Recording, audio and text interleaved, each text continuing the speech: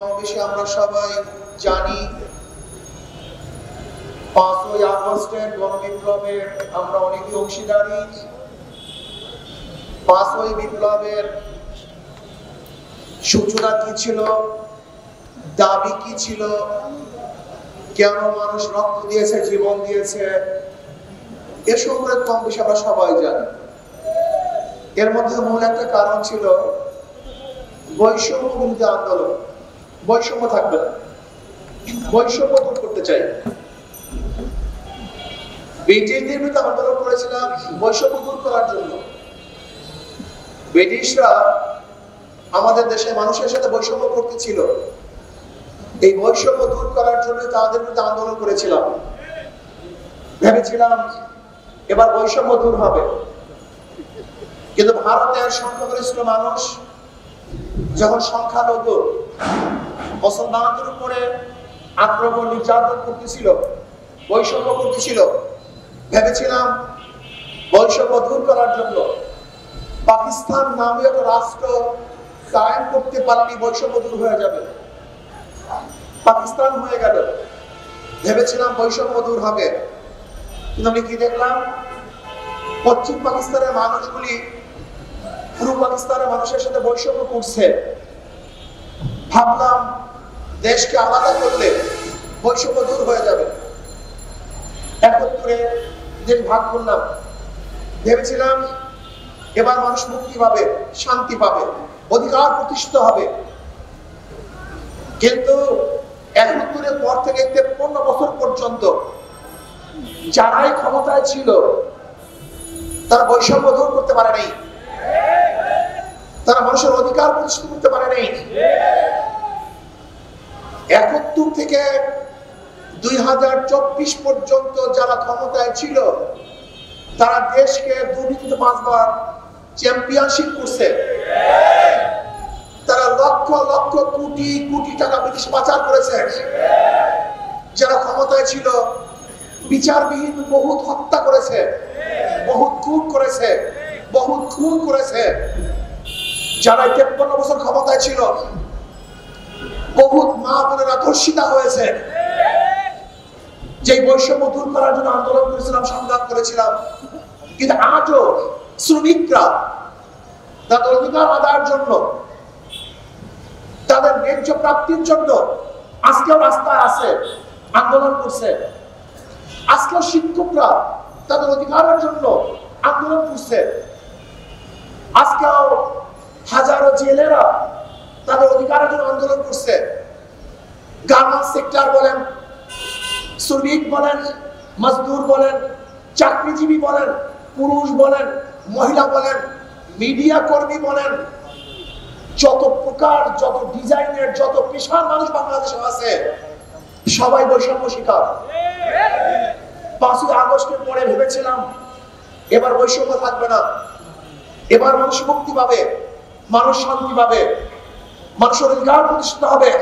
কিন্তু কি দেখলাম, 5ই আগস্টের পরেও আবারও বিচারবিহীন হত্যা, আবার কি দেখলাম চাঁদাবাজি, আবার কি দেখলাম খুন, জুলুম, অত্যাচার, দখলদারি, আবার মিথ্যা মামলা চালাও, আবার সন্ত্রাস, আবারও গুন্ডামি, আবারও বদমাশি, আবারও অত্যাচার, আবারও অবিচার।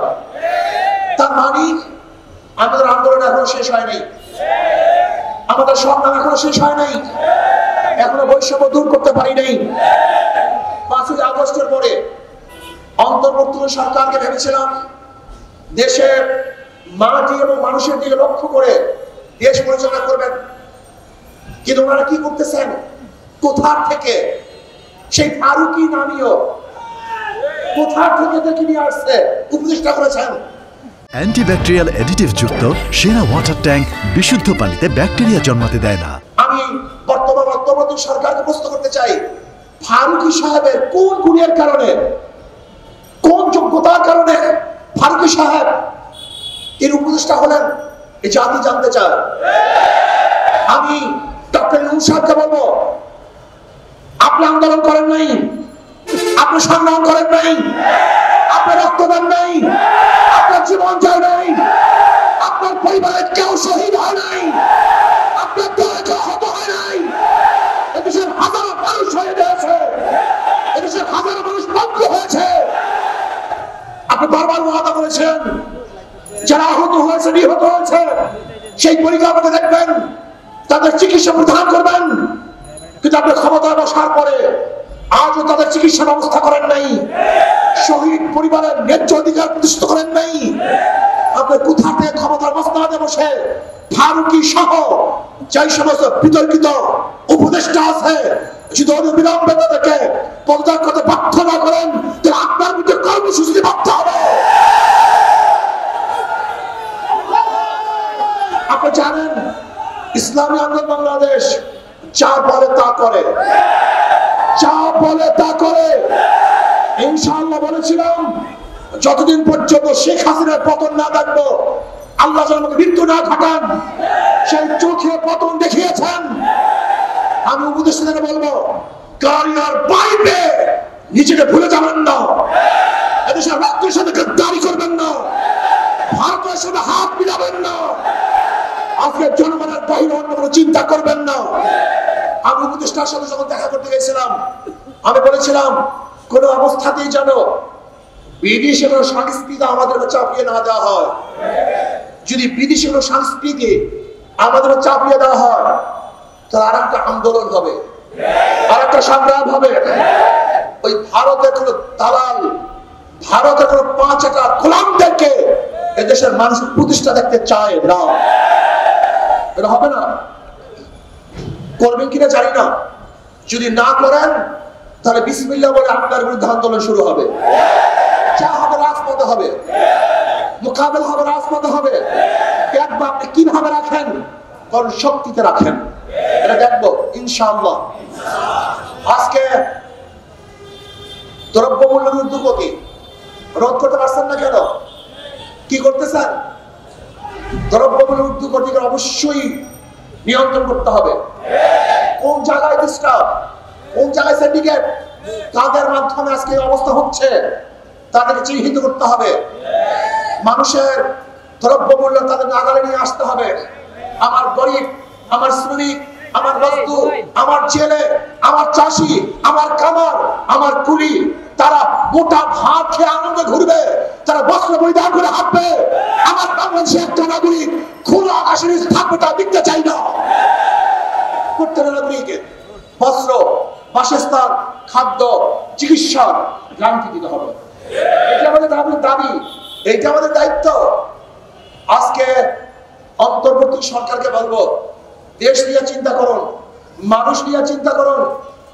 ওই কয়েকজন চাটুকার দালালদের চিন্তা যদি চলেন, তাহলে শেখ হাসিনার যে পরিণত হয়েছে আপনাদের একই পরিণত হবে।